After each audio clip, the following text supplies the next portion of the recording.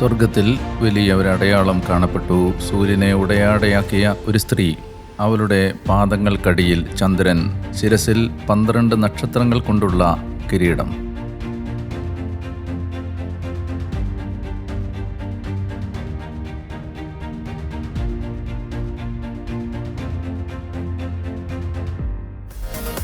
ഞാൻ ദാനിരച്ചൻ. പ്രിയമുള്ളവരെ, നിങ്ങൾ കേട്ടുകൊണ്ടിരിക്കുന്നത് എൻകൗണ്ടർ ബൈബിൾ സ്റ്റഡി. ബൈബിളിലെ അവസാനത്തെ ഗ്രന്ഥമായ വെളിപാട് പുസ്തകത്തിൻ്റെ വ്യാഖ്യാന പഠനത്തിലേക്ക് ഒരിക്കൽ കൂടി പ്രാർത്ഥനയോടെ നിങ്ങളെ ഞാൻ സ്വാഗതം ചെയ്യുന്നു. ഇന്ന് നമ്മൾ പഠിക്കുന്നത് വെളിപാട് പുസ്തകത്തിൻ്റെ 12-ാം അധ്യായത്തിലെ 1 മുതലുള്ള വാക്യങ്ങളിൽ പരാമർശിക്കപ്പെട്ടിരിക്കുന്ന സ്ത്രീ ആരാണെന്ന് നൂറ്റാണ്ടുകളായി തിരുസഭ തൻ്റെ മക്കൾക്ക് പഠിപ്പിച്ച് തന്നിട്ടുള്ള പരിശുദ്ധ അമ്മ. വെളിപാട് പുസ്തകത്തിലെ 12-ാം അധ്യായത്തിലെ സൂര്യനെ ഉടയാടയാക്കിയ, പാദങ്ങൾക്കടിയിൽ ചന്ദ്രൻ നിലകൊള്ളുന്ന, 12 നക്ഷത്രങ്ങൾ കൊണ്ടുള്ള കിരീടങ്ങൾ വെച്ച ആ സ്ത്രീ പരിശുദ്ധ അമ്മയാവുന്നത് എങ്ങനെയാണ് എന്ന് നമ്മൾ ഈ എപ്പിസോഡിലൂടെ കാണാനായി ശ്രമിക്കുന്നു. വെളിപാട് 12-ലെ സ്ത്രീയെ പരിശുദ്ധ മറിയവുമായി ബന്ധപ്പെടുത്തുന്ന ബൈബിളിലെ ആദ്യത്തെ സൂചന ഉൽപ്പത്തി പുസ്തകത്തിൻ്റെ 3-ാം അധ്യായത്തിൻ്റെ 15-ാമത്തെ വാക്യമാണ്. ബൈബിള് വ്യാഖ്യാനിക്കുന്നവർ ഈ വചനത്തെ വിളിക്കുന്നത് പ്രോട്ടോ ഏവങ്കേലിയോൻ എന്നാണ്. ദ പ്രൈമറി ഗോസ്പൽ, ആദിമ സുവിശേഷം. ഉൽപ്പത്തി പുസ്തകത്തിൻ്റെ 3-ാം അധ്യായത്തിൻ്റെ 15-ാമത്തെ വാക്യം. പാപം ചെയ്ത ആദത്തിന് ഹവ്വയ്ക്ക് നേരെ ശിക്ഷാവചനങ്ങൾ ഉച്ചരിച്ചതിന് ശേഷം ദൈവം അവർക്ക് നൽകുന്ന രക്ഷയുടെ ആദ്യത്തെ വാഗ്ദാനമാണത്. നീയും സ്ത്രീയും തമ്മിലും നിന്റെ സന്തതിയും അവളുടെ സന്തതിയും തമ്മിലും ഞാൻ ശത്രുത ഉളവാക്കും. അവൻ നിന്റെ തല തകർക്കും, നീ അവൻ്റെ കുതികാലിൽ പരിക്കേൽപ്പിക്കും. ഈ വാക്യത്തിൽ 3 കഥാപാത്രങ്ങളെയാണ് നാം കാണുന്നത്. ഒന്ന്, നീ എന്ന് ദൈവം പറയുന്നത് സർപ്പത്തെയാണ്. നീയും നിന്റെ സന്തതിയും, അതാണ് ആദ്യത്തെ കഥാപാത്രം. പിശാചും പൈശാചിക അരൂപികളും. രണ്ടാമത്തെ കഥാപാത്രം സ്ത്രീയാണ്. നീയും സ്ത്രീയും തമ്മിലും. രണ്ടാമത്തെ കഥാപാത്രം സ്ത്രീയാണ്. മൂന്നാമത്തെ കഥാപാത്രം നിന്റെ തല തകർക്കുന്ന സ്ത്രീയുടെ സന്തതിയാണ്. So here we see 3 characters: the woman, the serpent or Satan, and the seed of the woman who will crush the head of Satan.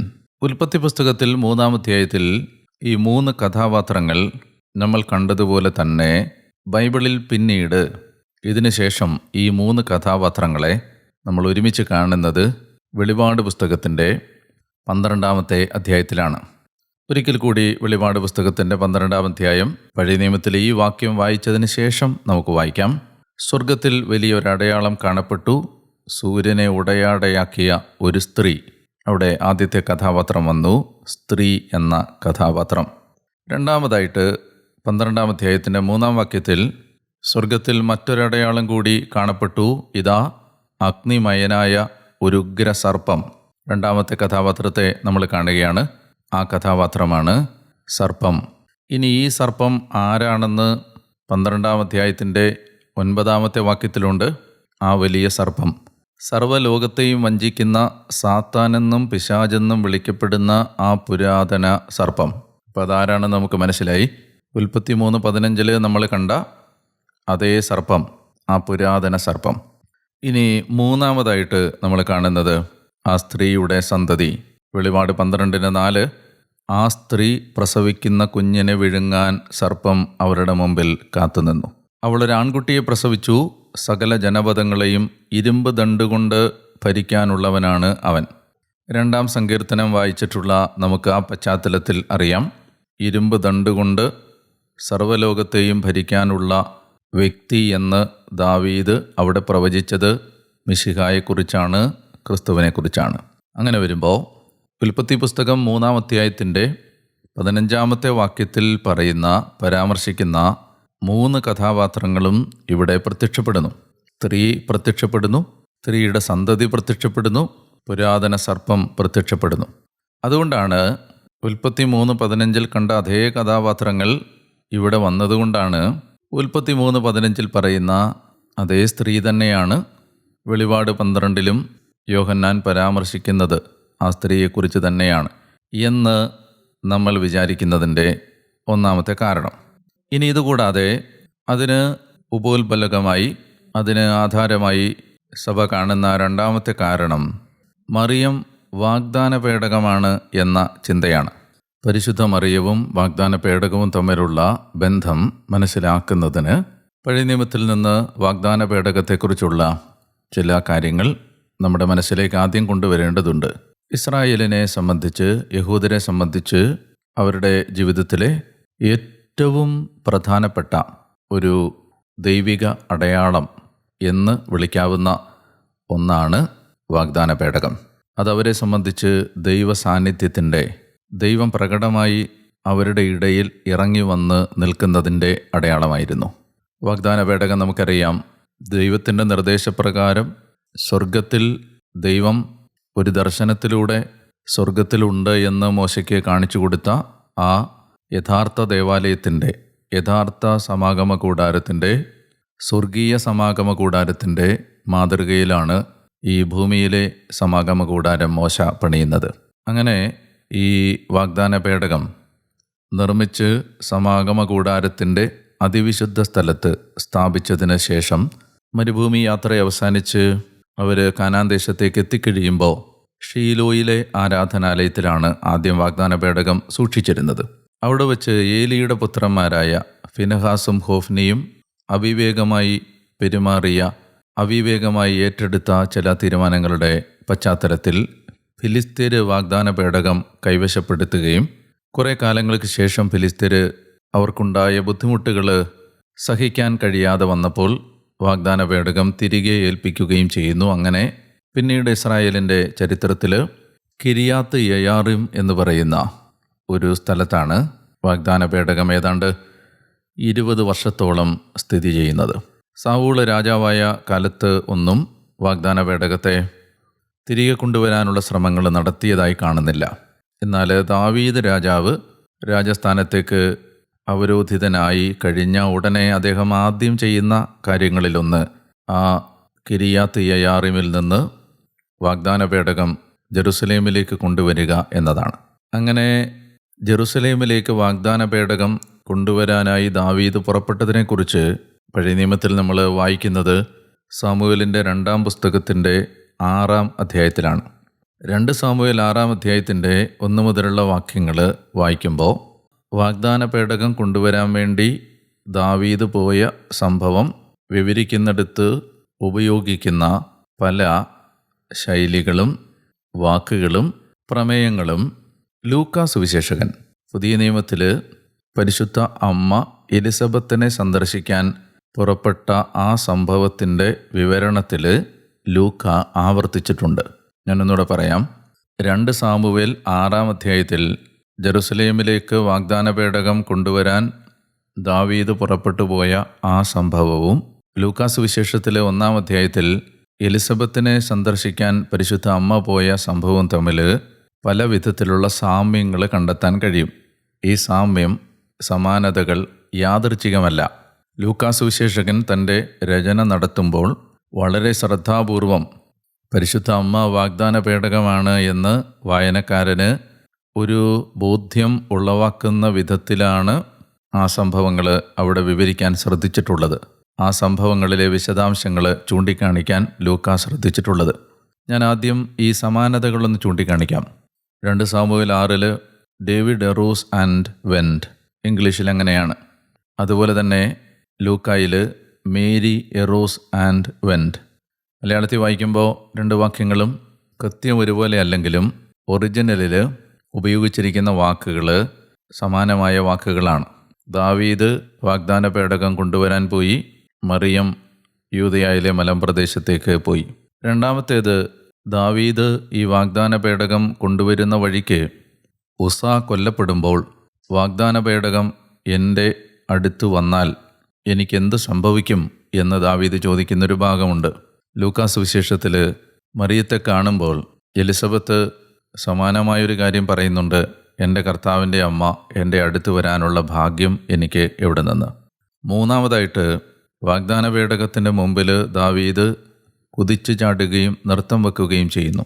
David is leaping and dancing before the ആർക്ക്.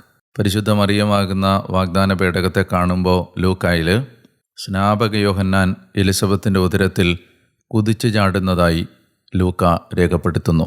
നാലാമതായി, ഓബദേദോം എന്ന് പറയുന്ന ഒരു മനുഷ്യൻ്റെ വീട്ടിൽ 3 മാസത്തോളം വാഗ്ദാന പേടകം ഇരുന്നു എന്ന് 2 സാമുവേൽ 6 കാണുന്നു. ലൂക്കായിൽ സക്കറിയായുടെയും എലിസബത്തിൻ്റെയും വീട്ടിൽ 3 മാസത്തോളം മറിയം താമസിച്ചു. അഞ്ചാമതായിട്ട് പുറപ്പാട് പുസ്തകം 40-ാം അധ്യായത്തിൻ്റെ 34-35 വാക്യങ്ങളിൽ, പുറപ്പാട് അധ്യായം 40 വാക്യം 34-35 വാക്യങ്ങളിൽ മേഘം സമാഗമ കൂടാരത്തെ ആവരണം ചെയ്തതായി നാം വായിക്കുന്നു. The cloud of glory descended on the tabernacle. ലൂക്കാ സുവിശേഷത്തിൽ 1-ാം അധ്യായത്തിൽ 35-ാമത്തെ വാക്യത്തിൽ ദൂതൻ പറയുന്നത് അത്യുന്നതൻ്റെ ശക്തി നിൻ്റെ മേൽ ആവസിക്കും എന്ന് പറയുമ്പോൾ ഉപയോഗിച്ചിരിക്കുന്ന വാക്ക് ഒരേ വാക്കാണ്. പഴയ നിയമത്തിൽ വാഗ്ദാന പേടകത്തിൻ്റെ മുകളിൽ, സമാഗമ കൂടാരത്തിൻ്റെ മുകളിൽ ദൈവത്തിൻ്റെ സാന്നിധ്യം വന്ന് ആവസിച്ചതും പരിശുദ്ധാത്മാവ് അത്യുന്നതൻ്റെ ശക്തി നിൻ്റെ മേൽ ആവസിക്കുമെന്ന് ലൂക്കായിൽ പറഞ്ഞതിനും ഉപയോഗിക്കുന്ന വാക്കുകൾ ഒരേ വാക്കാണ്. പുറപ്പാട് 40, 34, 35 ഈ കാര്യം പറയുമ്പോൾ ഉപയോഗിക്കുന്ന വാക്ക് ഗ്രീക്കിലത് എപ്പസ് കിയാസൻ എന്ന് പറയുന്ന വാക്കാണ്. EPESKIAZEN, എപ്പസ് കിയാസൻ. ലൂക്ക 1:35 അത്യുന്നതൻ്റെ ശക്തി ആവസിക്കുമെന്ന് പറയുന്നതിന് ഉപയോഗിക്കുന്നതും അതേ വാക്കാണ്, എപ്പിസ്കിയാസൈ, EPISKIAZEI എന്ന് പറഞ്ഞാൽ വാഗ്ദാന പേടകത്തിൻ്റെ മുകളിൽ, സമാഗമ കൂടാരത്തിൻ്റെ മുകളിൽ, വാഗ്ദാന പേടകത്തിൻ്റെ മുകളിൽ ദൈവസാന്നിധ്യം വന്ന് നിറഞ്ഞതുപോലെ, അതുപോലാണ് ലൂക്ക മറിയത്തിൽ പരിശുദ്ധാത്മശക്തി വന്ന് നിറയും എന്ന് പറയുമ്പോൾ സമാനമായ വാക്കാണ് ഉപയോഗിക്കുന്നത്. ഈ കാര്യങ്ങളെല്ലാം, ഞാനിപ്പോൾ പരാമർശിച്ച ഈ 5 കാര്യങ്ങളും സൂചിപ്പിക്കുന്നത് ലൂക്ക സുവിശേഷം എഴുതുമ്പോൾ, മറിയത്തെക്കുറിച്ച് പറയുമ്പോൾ കൃത്യമായി വിശുദ്ധ ലൂക്കായുടെ മനസ്സിൽ മറിയം പുതിയ നിയമത്തിലെ വാഗ്ദാന പേടകമാണ് എന്ന ആശയം ഉണ്ടായിരുന്നു എന്ന് നമുക്ക് വ്യക്തമായി മനസ്സിലാവുകയാണ്. There is a clear association between the ark of the Old Testament and Mary the new ark in the mind of Luke. അതുകൊണ്ടാണ് ഇത്തരം പാരലലിസം, സമാന്തരതകൾ അദ്ദേഹം കണ്ടെത്തി നമ്മുടെ മുമ്പിൽ അവതരിപ്പിക്കുന്നത്. ആറാമതായിട്ട്, അവസാനമായിട്ട് ഒരു കാര്യം കൂടി പരിശുദ്ധ അമ്മയെ വാഗ്ദാന പേടകമായി കാണുന്നതിന് സഹായിക്കുന്ന അവസാനത്തെ കാരണം ഈ പേടകത്തിനകത്തുണ്ടായിരുന്ന 3 കാര്യങ്ങളാണ്. ഒന്നാമത്തേത് മന്നായാണ്, രണ്ടാമത്തേത് കൽപ്പനകൾ എഴുതിയ കൽഫലകങ്ങളാണ്, മൂന്നാമത്തേത് അഹറോൻ്റെ തളിർത്ത വടിയാണ്. വാഗ്ദാന പേടകത്തിനകത്തുണ്ടായിരുന്ന മന്നായും കൽഫലകങ്ങളും അഹറോൻ്റെ തളിർത്ത വടിയും. പുതിയ നിയമ വാഗ്ദാന പേടകമായ പരിശുദ്ധ അമ്മയുടെ ഉള്ളിൽ സ്വർഗത്തിൽ നിന്ന് ഇറങ്ങി വന്ന ജീവനുള്ള മന്നായായ, കുർബാനയായ, അപ്പമായ യേശു വസിച്ചു. പരിശുദ്ധ അമ്മയുടെ ഉള്ളിൽ കൽഫലകങ്ങളിൽ എഴുതിയ കൽപ്പനകൾ, നിയമം അല്ലെങ്കിൽ വചനം, അതാരാണോ ആ യേശു വസിച്ചു. പരിശുദ്ധ അമ്മയുടെ ഉള്ളിൽ അഹ്റോൻ്റെ തളിർത്ത വടി സൂചിപ്പിച്ചത് ദൈവം തിരഞ്ഞെടുത്ത പൗരോഹിത്യത്തെയാണെങ്കിൽ നിത്യപുരോഹിതനായ ക്രിസ്തു വസിച്ചു. അങ്ങനെ അപ്പമായ യേശു, വചനമായ യേശു, പുരോഹിതനായ യേശു ഈ പേടകത്തിനകത്ത് വസിച്ചു.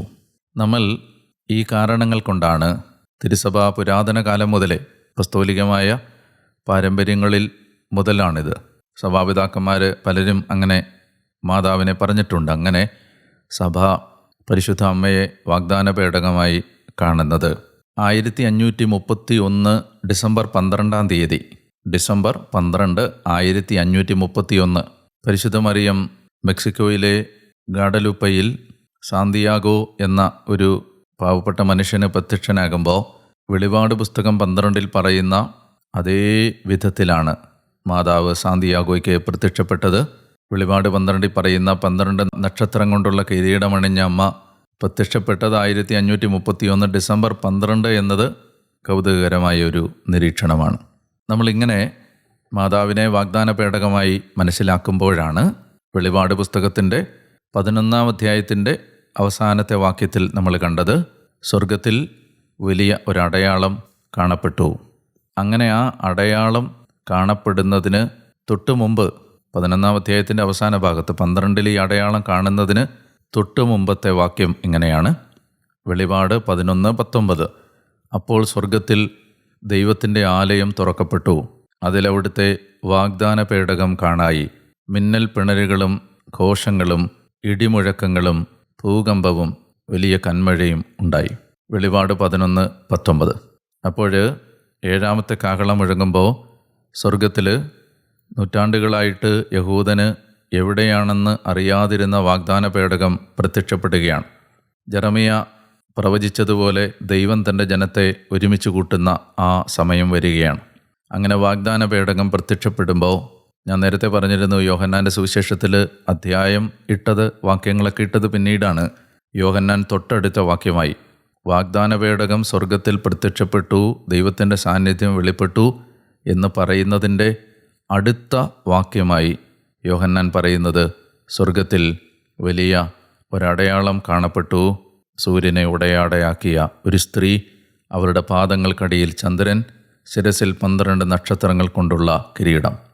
ഈ കാരണങ്ങൾ കൊണ്ടെല്ലാം നമുക്ക് വ്യക്തമായി ഉറപ്പിക്കാം, ഒരു അർത്ഥത്തിൽ വെളിപാട് 12-ലെ സ്ത്രീ ദൈവജനത്തെ സൂചിപ്പിക്കുമ്പോൾ, മറ്റൊരർത്ഥത്തിൽ തികച്ചും ന്യായമായ കാരണങ്ങളാൽ യേശുക്രിസ്തു എന്ന ഇരുമ്പ് ദണ്ടുകൊണ്ട് ഭൂമിയെ ഭരിക്കുന്ന രാജാധിരാജനായ ക്രിസ്തുവിന് ജന്മം നൽകിയ, അവിടുത്തെ മനുഷ്യാവതാരത്തിൽ അവിടുത്തെ അമ്മയായി, ദൈവമാതാവായി ദൈവം തിരഞ്ഞെടുത്ത പരിശുദ്ധ അമ്മയാണ് ഇവിടെ സൂചിപ്പിക്കപ്പെടുന്ന വാഗ്ദാന പേടകവും 12 നക്ഷത്രം കൊണ്ടുള്ള കിരീടം ധരിച്ച സൂര്യനെ ഉടയാടയാക്കിയ സ്ത്രീയും. അതുകൊണ്ട് പരിശുദ്ധ അമ്മയെ, വാഗ്ദാന പേടകമായ പരിശുദ്ധ അമ്മയെ, യഹൂദന്മാർ പഴയ കാലങ്ങളിൽ യുദ്ധത്തിന് പോയിരുന്നപ്പോഴൊക്കെ ജെറീക്കോ ഒക്കെ കീഴടക്കുന്ന സമയത്ത് കാണുന്നത് പോലെ വാഗ്ദാന പേടകമാണ് മുമ്പിൽ പോയിരുന്നത്. ഈ ക്രിസ്തീയ യാത്രയിൽ ഈ പുരാതന സർപ്പത്തോട് പോരാടുന്ന ഈ അന്തിമ യുഗത്തിൽ വാഗ്ദാന പേടകമായ അമ്മ നമ്മുടെ കൂടെയുള്ളത് നമുക്ക് വലിയ ശക്തിയാണ്, ഇരട്ടി സംരക്ഷണമാണ്. നമ്മൾ ഈ യുദ്ധത്തിൽ ജയിക്കും എന്ന് ദൈവം നമുക്ക് തന്നിട്ടുള്ള വാഗ്ദാനങ്ങൾ പൂർത്തീകരിക്കപ്പെടുന്നതിന് ദൈവികമായ ഒരു സാന്നിധ്യമായി മാതാവ് നമ്മുടെ കൂടെ ഉണ്ടാവും. എന്നിട്ട് വെളിപാട് പുസ്തകം പഠിക്കുമ്പോൾ പരിശുദ്ധ അമ്മയെ മാറ്റി നിർത്തിക്കൊണ്ട് ഈ പുസ്തകം നിങ്ങൾക്ക് ചർച്ച ചെയ്യാൻ കഴിയില്ല എന്നാണ് ഞാൻ ഓർമ്മിപ്പിക്കാൻ ആഗ്രഹിക്കുന്നത്. നമുക്കിനിയും ഈ കാര്യം തുടരേണ്ടതുണ്ട്. എങ്കിലും ഒരു കാര്യം കൂടി പറഞ്ഞ് ഇന്നത്തെ എപ്പിസോഡ് അവസാനിപ്പിക്കുന്നു. നമ്മൾ പറഞ്ഞു, ആദ്യത്തെ അർത്ഥത്തിൽ വെളിപാട് 12-ലെ സ്ത്രീ പഴയ നിയമത്തിലെയും പുതിയ നിയമത്തിലെയും ദൈവജനത്തെയാണ് സൂചിപ്പിക്കുന്നത് എന്ന് പറയുമ്പോൾ തന്നെ മാതാവിനെ നമുക്ക് ഈ സ്ത്രീയായിട്ട് കാണുന്നതിന് സഹായിക്കുന്ന മറ്റൊരു വളരെ വാലിഡായ ചിന്ത ഇതാണ്. കാരണം പഴയ നിയമത്തിലെയും പുതിയ നിയമത്തിലെയും ദൈവജനത്തിൻ്റെ പ്രതിനിധിയായി, റെപ്രസെൻറ്റേറ്റീവായി ഒരു സിംഗിൾ യുണീക്ക് ഹ്യൂമൻ ബീങ്ങിനെ, വളരെ അതുല്യമായി ദൈവജനത്തിൻ്റെ പ്രതിനിധിയായി ഒരു മനുഷ്യ വ്യക്തിയെ നമുക്ക് ഉയർത്തി കാണിക്കാൻ കഴിയുമെങ്കിൽ അത് പരിശുദ്ധ കന്യകാമറിയം ആണ്. എന്ന് പറഞ്ഞാൽ ആദ്യത്തെ അർത്ഥത്തിലാണെങ്കിൽ പോലും ദൈവജനമാണ് ഈ വെളിപാട് 12-ലെ, സഭയാണ് വെളിപാട് 12-ലെ സ്ത്രീ എന്ന് വാശി പിടിച്ചാൽ തന്നെ സഭയാകുന്ന ദൈവജനത്തിൻ്റെ പ്രതിനിധിയായോ പ്രതീകമായോ ഉയർത്തിക്കാണിക്കാൻ കഴിയുന്ന ഏറ്റവും അതുല്യമായ വ്യക്തി പരിശുദ്ധ അമ്മയാണ്. അതുകൊണ്ട് ആ അർത്ഥത്തിലും ഇത് മാതാവിനെ സൂചിപ്പിക്കുന്ന ഒരു ഭാഗം ആണ്. Mary fits the role of the woman because she is the one single unique human being who can be taken as the representative of the whole people of God. സർപ്പത്തിൻ്റെ തല തകർക്കുന്ന സന്തതിയെ പ്രസവിച്ച ഉൽപ്പത്തി 3:15 പറയുന്ന, പരാമർശിക്കുന്ന സ്ത്രീ. മാതാവിൻ്റെ മധ്യസ്ഥം അപേക്ഷിച്ചുകൊണ്ട് നമുക്ക് ഇന്നത്തെ എപ്പിസോഡ് അവസാനിപ്പിക്കാം. എനിക്ക് വളരെ വിചിത്രമായ, കൗതുകകരമായ ഒരനുഭവമുള്ളത്, മറിയം വാഗ്ദാന പേടകമാണ് എന്ന് ഞാൻ പറയുന്ന സന്ദർഭങ്ങളിലെല്ലാം വ്യത്യസ്തങ്ങളായ വിധത്തിൽ ആ പറയുന്നതിനെ തടസ്സപ്പെടുത്താനുള്ള ശ്രമങ്ങൾ, ഒരു പൈശാചിക ശ്രമം ഞാൻ എല്ലാ സന്ദർഭങ്ങളിലും കണ്ടിട്ടുണ്ട്. ഇന്ന് ഈ എപ്പിസോഡ് റെക്കോർഡ് ചെയ്യുമ്പോഴും ഞാൻ അതുപോലെ തന്നെ അങ്ങനെയൊരു പരിശ്രമം പിശാചിൻ്റെ ഭാഗത്തു നിന്നുണ്ടാവുന്നത് കാണുന്നുണ്ട്. നിങ്ങൾ ഓർക്കണം, മറിയമാണ് വാഗ്ദാന പേടകമെന്നോ ഉൽപ്പത്തി 12-ലെ സ്ത്രീയെന്നോ ലോകം അറിയരുത്, കരുതരുത്, വിശ്വസിക്കരുത് എന്ന് പൈശാചിക ലോകത്തിന് നിർബന്ധമുള്ളതുപോലെ തോന്നിപ്പിക്കുന്ന അനുഭവങ്ങൾ ഈ കാര്യം പറയുന്ന എല്ലാ സന്ദർഭങ്ങളിലും ഞാൻ അനുഭവിച്ചിട്ടുണ്ട്. ഇപ്പോഴും അങ്ങനെയൊരു വേദന അതിൻ്റെ നടുവിലാണ് ഞാനിത് റെക്കോർഡ് ചെയ്യുന്നത്. അത് മറ്റൊന്നിനും വേണ്ടി ഞാൻ പറയുന്നതല്ല.